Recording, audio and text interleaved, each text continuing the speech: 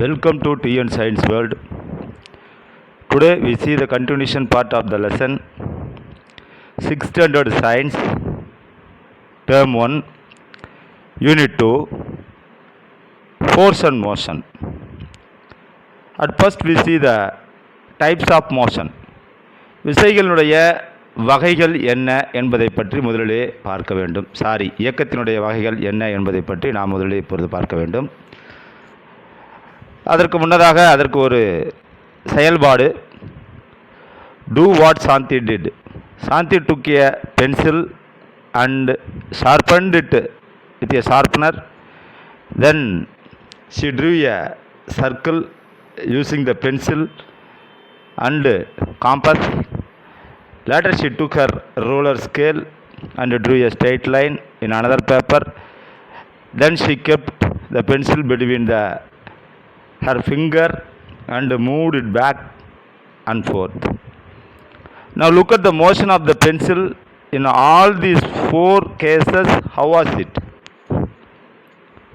சாந்தியை போல் நாமும் செய்வோமா? சாந்தி ஒரு பென்சிலை எடுத்துக்கொண்டு அதை கூர்மையாக்கி கொண்டால், காராயத்தையும் பென்சிலையும் பயன்படுத்தி ஒரு வெள்ளைத்தாளிலே ஒரு வட்டம் வரைந்தால், பிறகு அளவுகோலை பயன்படுத்தி வேறொரு தாளிலே நேர்கோடு வரைந்தால், தனது விரல்களுக்கிடையே பென்சிலை வைத்து முன்னும் பின்னும் அசைத்தால், இந்த 4 செயல்களிலே பென்சிலுடைய இயக்கத்தை கவனி, அது எவ்வாறு உள்ளது என்பதை பற்றி பார்க்க வேண்டும். இந்த first case the pencil rotated in its axis. முதல் செயலிலே பென்சில் அதனுடைய அச்சை பொறுத்து சுழல்கிறது. இந்த second case it went to in a circle. இரண்டாவது செயலிலே பென்சில் வட்டப்பாதையில் இயங்குகிறது.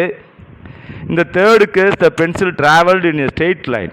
மூன்றாவது செயலிலே பென்சில் நேர்கோட்டில் இயங்குகிறது. இந்த fourth case the pencil tip moved back and forth, that is it oscillated like a swing. நான்காவது செயலிலே பென்சில் அளவு இயக்கத்தை மேற்கொள்கிறது. We can say that the motion of the pencil was rotational, circular, straight and line or linear and later oscillatory. Through a paper, aeroplanes or a paper dot, watch it a flight path when you threw it at an angle. The path curves, that is the paper flight is moving ahead, but its direction is changing while moving. Such paths are called curvilinear. எனவே சுழற்சி இயக்கம், வட்டப்பாதை இயக்கம், நேர்கோட்டு இயக்கம் மற்றும் அலைவு இயக்கம் ஆகிய 4 இயக்கங்களை பென்சில் மேற்கொள்கிறது என்று நாம் கூறலாம். காகிதத்தினால் செய்யப்பட்ட விமானம் அல்லது ஏவுகணையை ஒரு குறிப்பிட்ட கோணத்தில் வீசுங்கள், அதன் பாதையை உற்று நோக்குங்கள். அதன் ஒரு வளைவு பாதையாக இருக்கும் காகிதம் முன்னோக்கி நகரும். அதே வேளையிலே அதன் திசையும் தொடர்ந்து மாற்றத்திற்கு உட்படுத்தப்படுகிறது. இந்த பாதையை வளைவு பாதை, கர்விலீனியர் என அழைக்கப்படுகிறது. A fly buzzing around your room is a combination of these motions and flight path is zigzag. ஒரு அறையிலே இங்கும் அங்குமாக நகரும் ஒன்றின் இயக்கத்தை பாருங்கள்.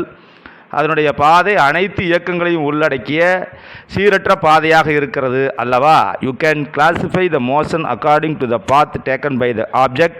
A linear motion is a straight line. Example, a person walking on a straight path. Curvilinear motion of your body moving ahead but a changing direction. Example, motion of a ball thrown. Circular motion is a circle. Swirling stone tied to the rope. Rotatory motion of your body about its own axis. Example, rotating top.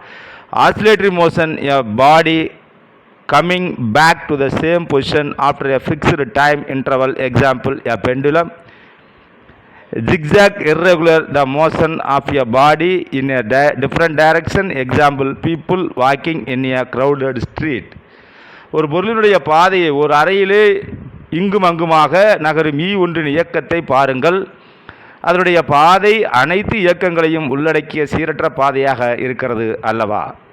ஒரு பொருளுடைய பாதையை பொறுத்து அதனுடைய இயக்கத்தை கீழ்காணுமாறு நாம் வகைப்படுத்தலாம். அவற்றில் முதலிலே நேர்கோட்டு இயக்கம். நேர்கோட்டு பாதையிலே நடைபெறக்கூடிய இயக்கம். நேர்கோட்டு பாதையிலே நடந்து சென்று கொண்டிருக்கக்கூடிய ஒரு மனிதன். வளைவு பாதை இயக்கம், முன்னோக்கி சென்று கொண்டிருக்கிற தனது பாதையின் திசையை தொடர்ந்து மாற்றிக்கொண்டே இருக்கும் பொருளுடைய இயக்கம். எடுத்துக்காட்டாக வீசி எறியப்பட்ட பந்து. வட்டப்பாதை இயக்கம், வட்டப்பாதையிலே நடைபெறும் இயக்கம். எடுத்துக்காட்டாக கயிற்றின் முனையிலே கட்டப்பட்டு சுழற்றப்படும் கல்லினுடைய இயக்கம். தற்சுழற்சி இயக்கம், ஒரு அச்சினை மையமாக கொண்டிருக்கும் பொருளுடைய இயக்கம், எடுத்துக்காட்டாக பம்பரத்தினுடைய இயக்கம். அலைவு இயக்கம் ஒரு புள்ளியை மையமாக கொண்டு ஒரு குறிப்பிட்ட கால இடைவெளியிலே முன்னும் பின்னுமாகவோ அல்லது இடம் வலமாகவோ மாறி மாறி நகரும் பொருளுடைய இயக்கம், எடுத்துக்காட்டு தனி ஊசல். அதற்கு அடுத்தபடியாக ஒழுங்கற்ற இயக்கம் ஜிக்ஜாக், வெவ்வேறு திசையிலே நகரும் பொருள்களுடைய இயக்கம், எடுத்துக்காட்டு மக்கள் நெருக்கம் மிகுந்த தெருவிலே நடந்து செல்லும் மனிதர்களுடைய இயக்கம். அதற்கு அடுத்தபடியாக ஒரு activity, hi friends tell me what type of motion I am in. நண்பர்களே, நான் இயங்கும் பாதையை உற்று நோக்கி நான் எந்த இயக்கத்தில் இருக்கிறேன் என்று கூறுங்கள் பார்க்கலாம். நேர்கோட்டு இயக்கமா, வளைவு இயக்கமா, அலைவு இயக்கமா அல்லது ஒழுங்கற்ற இயக்கமா என்பதை படங்களை கொண்டு என்ன இயக்கம் என்பதை தெளிவாக கொடுக்கப்பட்டுள்ள அட்டவணையில் மாணவர்கள் தங்களுக்கு கொடுக்கப்பட்ட செயல்பாடுகளாக குறிக்கப்பட வேண்டும். ஆசிலேஷன் அட் கிரேட்டர் ஸ்பீட், அதிவேகத்திலே இயங்கும் அலைவு இயக்கம். Ask your friend to hold the two ends of the stretched rubber band, strike it in the middle. Do you see that it oscillates very fast? When the oscillation is very swift, it is called as a vibration. உங்கள் நண்பனை ஒரு நெகிழிப்பட்டையின் இரு முனைகளையும் நன்றாக இழுத்து பிடித்து கொள்ளுமாறு சொல்லவும். இப்பொழுது அதனுடைய மையப்பகுதியை இழுத்து விடுங்கள். அதனுடைய அலைவானது அதிவேகத்திலே நடைபெறுவதை காண்கிறீர்கள். அலைவானது அதிவேகமாக நடைபெறும் பொழுது நாம் அந்த இயக்கத்தினை அதிர் உறுதல் என அழைக்கிறோம். Fast oscillation are refer to as a vibration. And then we see the Activity 6, classify the following according to the path it takes. கீழ்காணும் இயக்கங்களை அவை மேற்கொள்ளும் பாதையினுடைய அடிப்படையிலே வகைப்படுத்த வேண்டும். அவற்றிலே ஒன்று linear, curvilinear, circular, rotatory, oscillatory, zigzag or irregular. நேர்கோட்டு இயக்கம், வளைவு பாதை இயக்கம், வட்ட இயக்கம், தற்சுழற்சி இயக்கம். அலைவு இயக்கம் ஒழுங்கற்ற இயக்கம். Sprinter running at 100 metre race, ஒரு 100 மீட்டர் ஓட்டப்பந்தயத்திலே ஓடுபவர். அடுத்தபடியாக coconut falling from a tree, மரத்திலிருந்து தானாக விழும் தேங்காய். அதற்கு அடுத்தபடியாக கேரம் விளையாட்டிலே காய்களுடைய இயக்கம், கொசுக்கள் அல்லது ஈக்களுடைய இயக்கம், இதய துடிப்பு, ஊஞ்சலில் ஆடும் குழந்தைகளுடைய இயக்கம், கடிகாரம் முட்களின் இயக்கம், யானை தனது காதுகளை அசைத்தல், குறிப்பிட்ட கோணத்தில் வீசப்படும் கல், கூட்டம் மிகுந்த கடைத்தெருவிலே மக்களுடைய இயக்கம், வட்ட வடிவ தடகள பாதையிலே ஓட்டப்பந்தய வீரருடைய இயக்கம், பூமியை சுற்றி வரும் நிலவினுடைய இயக்கம், கால்பந்தாட்ட மைதானத்தில் உதைக்கப்படும் பந்தினுடைய இயக்கம், பம்பரத்தின் இயக்கம், சூரியனை சுற்றும் பூமியினுடைய இயக்கம் என பல்வேறு இயக்கங்களுக்குரிய flapping of flag in a wind, அதாவது காற்றில் ஆடும் கொடியினுடைய இயக்கம், வலைப்பாதையிலே செல்லும் வாகனத்தினுடைய இயக்கம், a car driving around a curve, woodcutter cutting with a saw, motion of a water wave, motion of a piston inside the syringe. அடுத்தபடியாக பவுன்சிங் பால், பந்தினுடைய இயக்கம். இவைகள் அனைத்தும் நீங்கள் காணும் மேற்கண்ட இயக்கங்களை இணைத்து அவைகளை கீழே பட்டியலிட வேண்டும். அதாவது லினியர், கர்விலினியர், தற்சுழற்சி இயக்கம், அலைவு இயக்கம், ஜிக்ஜாக் இயக்கம், இவை அனைத்தையும் இவைகளில் கொடுக்கப்பட்டுள்ளவை எவை என்பதை அட்டவணைப்படுத்த வேண்டும். அதற்கு அடுத்தபடியாக நாம் காண இருப்பது பீரியாடிக் அண்ட் நான் பீரியாடிக் மோஷன், கால ஒழுங்கு மற்றும் கால ஒழுங்கற்ற இயக்கம். Take a case of the hour hand of a clock in one day. It makes 2 rounds. Look at the bouncing ball. It bounces a certain number of times for a given time interval or period. Look at the water waves in a given period, that is in a time interval. A fixed number of waves hit the shore. Motion repeated is equal to intervals of time is called as a periodic motion. கடிகாரத்திலே மணியை காட்டும் முள்ளினை எடுத்துக்கொள்ளுங்கள். அது ஒரு நாளிலே 2 முறை சுற்றி வருகிறது. மேலெழும்பும் பந்தை கவனியுங்கள். அது ஒரு குறிப்பிட்ட கால இடைவெளியிலே மீண்டும் மீண்டும் குதித்து எழுகிறது. நீரில் தோன்றும் அலைகளை கவனியுங்கள். குறிப்பிட்ட கால இடைவெளியிலே மீண்டும் மீண்டும் அலைகள் கரைகளில் மோதுகின்றன. இவ்வாறு ஒரு குறிப்பிட்ட கால இடைவெளியிலே மீண்டும் மீண்டும் நடைபெறும் இயக்கத்தை கால ஒழுங்கு இயக்கம் என நாம் அழைக்கின்றோம். Let us take the example of sapping swing in the wind. This motion is not uniform interval. Such motion is also called as a non-periodic motion. கால ஒழுங்கற்ற ஒழுங்கு இயக்கம். அதற்கு அடுத்தபடியாக காற்றிலே அசைந்தாடும் கொடியினை எடுத்துக்கொள்வோம். அவ்வியக்கம் ஒரு குறிப்பிட்ட கால இடைவெளியிலே சீராக நடைபெறாது. இந்த இயக்கம் கால ஒழுங்கற்ற இயக்கம் என நாம் கொள்கிறோம். Revolution of the moon around the earth is periodic but not oscillatory. However, the children playing a swing is both periodic and oscillatory. புவியை சுற்றி வரும் நிலவினுடைய இயக்கம் கால ஒழுங்கு இயக்கம், அது அலைவு இயக்கம் அல்ல. ஆனால் ஊஞ்சலில் ஆடிக்கொண்டிருக்கும் ஒரு குழந்தையினுடைய இயக்கம் கால ஒழுங்கு மற்றும் அலைவு இயக்கம் என அழைக்கப்படுகிறது. அதற்கு அடுத்தபடியாக more to know the all oscillatory motion are periodic but not all periodic motion are oscillatory motion. அலைவு இயக்கம் அனைத்துமே கால ஒழுங்கு இயக்கமாக அமையும். ஆனால் கால ஒழுங்கு இயக்கங்கள் அனைத்துமே அலைவு இயக்கமாக காணப்பட மாட்டாது என நாம் தெரிந்து கொள்ள வேண்டும். ஃபாஸ்ட் வெர்சஸ் ஸ்லோ, வேகமாக மெதுவாக. Look at the doll tree when the wind is gentle, its branches are dancing slowly, but if the gentle wind becomes a strong, the branches shake violently, and if the speed increases further, the branch may even break and fall. That is, the motion can be slow or fast. Can we say the motion is slow or fast without comparing anything? உயரமான ஒரு மரத்தினை பாருங்கள். காற்று மெதுவாக வீசும்போது மரத்தினுடைய கிளைகள் மெதுவாக காற்றிலே ஆடுகின்றன. காற்று வேகமாக வீசும்போது மரக்கிளைகள் ஆடும் வேகம் அதிகரிக்கிறது. அதே காற்று சூறாவளியாக மாறும் பொழுது மரக்கிளைகள் ஆடும் வேகம் அதிகரித்து அது ஒடிந்து கீழே விழுகிறது. ஒரு இயக்கத்தினை வேகமானது அல்லது மெதுவானது என்று எதனுடன் ஒப்பு நோக்குமானால் நம்மால் கூற முடியுமா என்பதை பற்றி இங்கு தெரிந்து கொள்ள வேண்டும். Compared to walking, cycling is fast, but a bus is faster than a cycle. The aeroplane is much faster than a bus. So slow or fast is relative concept which depends upon the motion we are comparing. Then how do we say a body moves at a particular speed? நடப்பதை விட மிதிவண்டியில் செல்வது வேகமாக இருக்கும். மிதிவண்டியை விட பேருந்து வேகமாக இயங்குகிறது. அதே வேளை பேருந்து வேகத்தை விட ஆகாய விமானத்தின் வேகம் அதிகமாக இருக்கும். எனவே வேகமான இயக்கம், மெதுவான இயக்கம் இவை இரண்டும் ஒன்றுடன் ஒன்று தொடர்புடையவை. அது நாம் ஒப்பிடும் இயக்கங்களை பொறுத்தது. அப்படியெனில் ஒரு பொருள் எவ்வளவு வேகமாக செல்கிறது என்று நாம் எவ்வாறு கூறுவோம் என்று பார்த்தோமானால், speed I have traveled 160 km in 2 hours. I have traveled 200 km in 4 hours. I have traveled 300 meters in 5 hours. Can you say who traveled with the highest speed? Bus driver, truck driver, taxi driver. உதாரணங்கள் கொடுக்கப்பட்டுள்ளன. இவர்களில் யார் வேகமாக செல்கிறார்கள் என்று நம்மால் எளிதாக கூற முடியுமா என்று பார்த்தால் கண்டிப்பாக கூற முடியும். Let us calculate how long they traveled in 1 hour. Distance traveled by a car in 1 hour 80 km, 160 by 2. Distance traveled by bus in 1 hour. Distance traveled by truck in 1 hour. Have you found out? Say now, who is fast, who is slow? Have you noticed that saying who is fast or slow is easy when we calculate the distance they traveled in 1 hour? In other words, you divide the distance traveled by the time taken to get the speed. ஒரு மணி நேரத்திலே அவை கடந்த தொலைவை கணக்கிடுவதற்கு கண்டுபிடித்து வேண்டும். நாம் வேகமாக சென்ற வாகனம் எது, மெதுவாக சென்ற வாகனம் எது என்பதை தெரிந்து கொண்டு ஒரு மணி நேரத்திலே யார் எவ்வளவு தூரம் பயணம் செய்தார்கள் என கணக்கிட, யார் வேகமாக சென்றார்கள், யார் மெதுவாக சென்றது என்று கூறுவது எளிதாக இருக்கிறது அல்லவா? வேறு விதமாக கூறினால் பொருள் கடந்த தொலைவினை அது எடுத்துக்கொண்ட காலத்தால் வகுக்க நமக்கு கிடைப்பது வேகம் என்ற வரையறை. The distance traveled by an object in unit time is called as the speed of the object. If an object traveled a distance d in a time t, its speed is given as speed s equal to distance traveled by time taken, therefore d by t.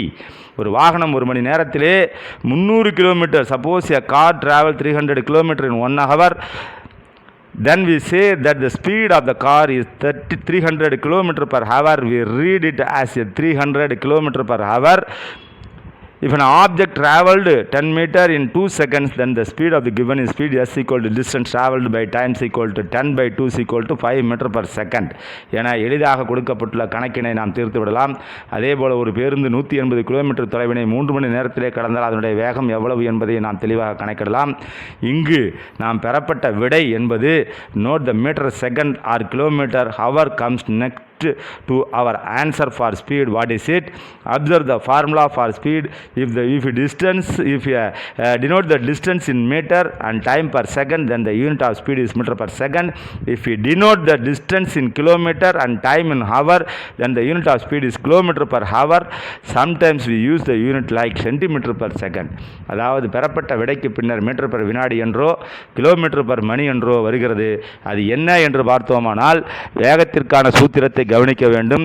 கடந்த தொலைவை மீட்டரிலும் அதற்கான காலத்தை வினாடியிலும் கணக்கிட்டால் வேகத்தினுடைய அலகு metre per வினாடி, ஒருவேளை கடந்த தொலைவை கிலோமீட்டரிலும் அதற்கான காலத்தை மணியிலும் கணக்கிட்டால் வேகத்தினுடைய அலகு கிலோமீட்டர் பர் மணி, சில நேரங்களில் சென்டிமீட்டர் பர் வினாடி போன்ற அலகுகளையும் நாம் பயன்படுத்துகிறோம். பொதுவாக in science we generally use the SI unit. In SI units the unit of distance per meter and the unit of time second. So the SI unit of speed is equal to meter per second. Let us calculate. ஒரு வாகனம் 150 metre, a car traveled 150 meter in 10 seconds. What is speed? Priya rides her bicycle 40 km in 2 hours. What is her speed? என்ற எளிதான கணக்குகளை நாம் இங்கு தீர்த்து அதனுடைய விளைவுகளையும் அதனுடைய கணக்கீடுகளையும் தெளிவாக அட்டவணையில் பதிவிட வேண்டும். Let us play a small game. Go to a playground with your friend. Mark 100 meter distance for a race. Conduct a friendly running race. Calculate the time taken by them to complete the distance. Now record the time in the table. ஒவ்வொருவருடைய கால அளவையும் கடந்த தொலைவையும் தெளிவாக குறிப்பிட்டால் இந்த அட்டவணை முழுமையாக நிறைவுறும் என்பது இங்கு தெளிவுபடுத்தப்படுகிறது. If you know the speed of an object and the time taken by it, then we can compute how much distance it had traveled. We know that the speed is equal to distance traveled by time taken, s equal to d by t, or st is equal to d. Therefore the distance traveled is equal to speed into time என்பதை தெளிவாக சொல்லலாம். Usain Bolt crossed 100 meters equal to 9.58 seconds are made in a world record. If you are able to run faster than him, the Olympic gold medal is waiting for you. Usain Bolt 100 metre தூரத்தினை 9.58 வினாடிகளை கடந்து உலக சாதனை படைத்தார். இதை விட வேகமாக உங்களால் ஓட முடியும் என்றால் ஒலிம்பிக் தங்கப்பதக்கம் உங்களுக்காக காத்திருக்கிறது என்பதை நாம் இங்கு தெளிவாக தெரிந்து கொள்ளலாம். அதற்கு அடுத்தபடியாக if a ship traveled at a speed of 50 km per hour is sailed for 5 hours, how much distance has traveled? Distance equal to s into t. 5 into 50 into 5 is equal to 250 kilometer.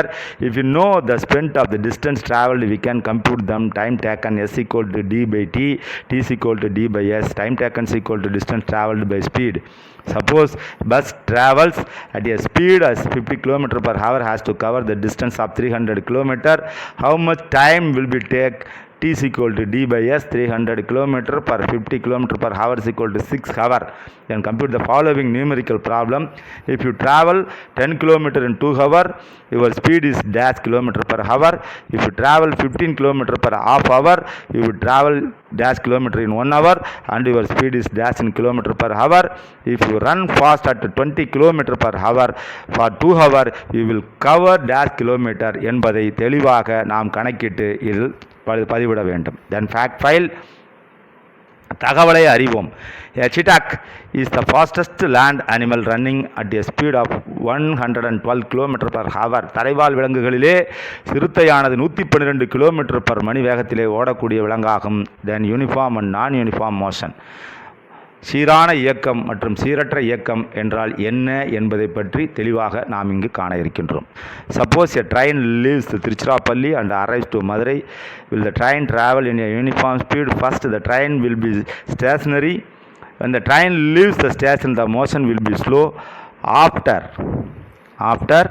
it moved some distance, it will greater speed.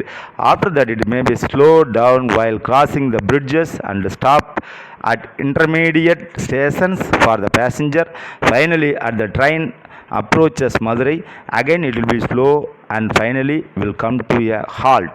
It means that the speed is not the same all through the journey.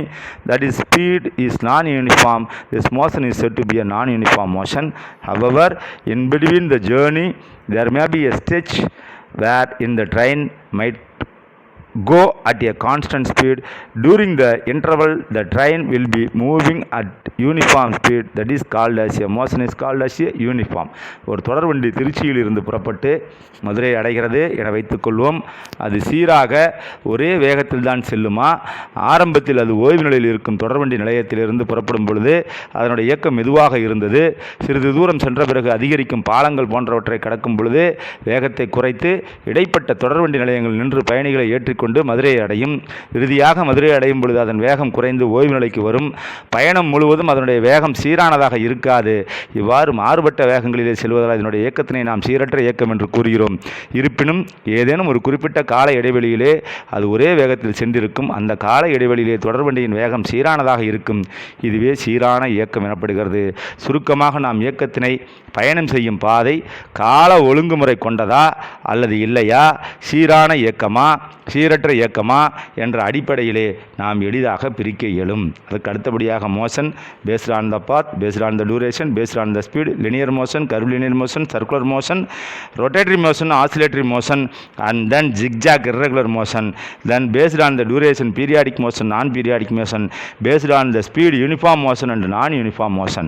எனது இயந்திரத்திலே மேலே குறிப்பிட்டுள்ள சில இயக்கங்கள் உள்ளன, என்ன என்பதை பற்றி கண்டுபிடி என கொடுக்கப்பட்டுள்ளது. இங்கு கொடுக்கப்பட்டுள்ள வரைபடத்தை வைத்து இயக்கங்களுடைய வகைகளை நாம் தெளிவாக கண்டறியலாம். Then many motions we see in our day-to-day life are non-uniform. We will learn more about the uniform and non-uniform motion in a higher classes. நாம் அன்றாட வாழ்விலே காணும் இயக்கங்கள் பல்வேறு இயக்கங்கள் இணைந்ததாகும். குறிப்பிட்ட கால இடைவெளியிலே சீரான இயக்கத்திலே இயங்கும் பொருளின் இயக்கத்தினை நாம் சீரான இயக்கம் என்றும், மாறுபட்ட இயக்கத்திலே இயங்கும் இயக்கத்தினை சீரற்ற இயக்கம் என்றும், அன்றாட வாழ்வில் நாம் காணும் இயக்கங்கள் யாவும் சீரற்ற இயக்கங்களே. சீரான மற்றும் சீரற்ற இயக்கங்களை பற்றி you will be study in your higher classes. If an object covers uniform distance in uniform intervals, then the motion of the object is called as a uniform motion. Otherwise the motion is called non-uniform motion. In a nutshell, we can classify the motion in terms a path, if it's periodic or not, the speed of the uniform or not.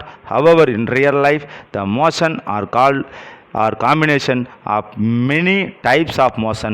First we see multiple motion. கூட்டு இயக்கம் என்றால் என்ன என்பதை பற்றி பார்க்க வேண்டும். இதிலே look at the bicycle in the picture. What type of the motion does the wheel perform? What type of motion does the cycle in the total perform என்பதை பற்றி. மிதிவண்டி சக்கரமானது சுழல்வதால் அது சுழற்சி இயக்கத்தினை மேற்கொள்கிறது.